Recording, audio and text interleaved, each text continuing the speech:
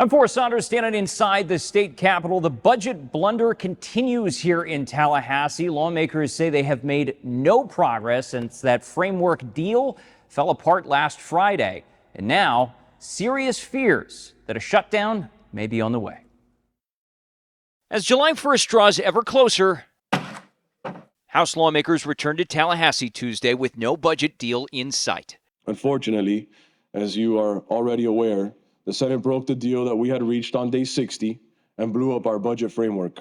House Speaker Danny Perez still blaming the Florida Senate for ditching a plan the two negotiated weeks ago, saying President Ben Albritton went back on his word.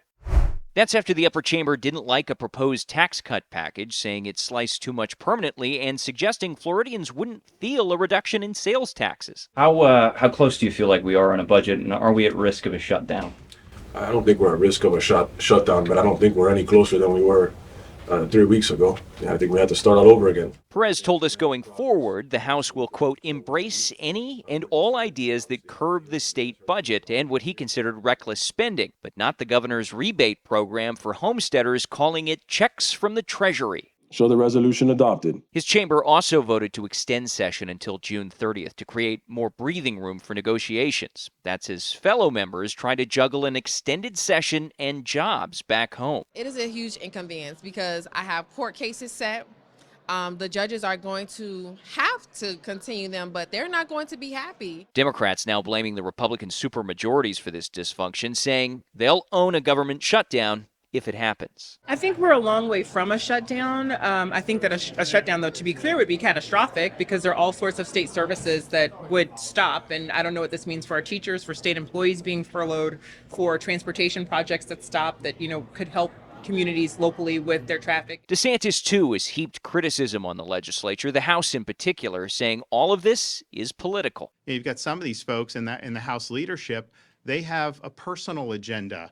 They have vendettas or petty. It's not being driven by strong policy. House members in a committee exploring property tax cuts now asking the governor to essentially put his money where his mouth is.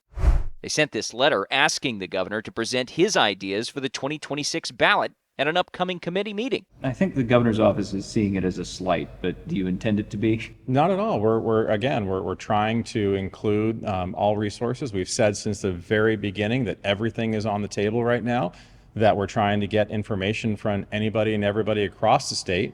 And certainly as the leader of the state, as our governor, we want information from him. The governor isn't expected to respond, his comms director posting this online. Quote, this is the design of a committee intended to kill an idea like property tax relief.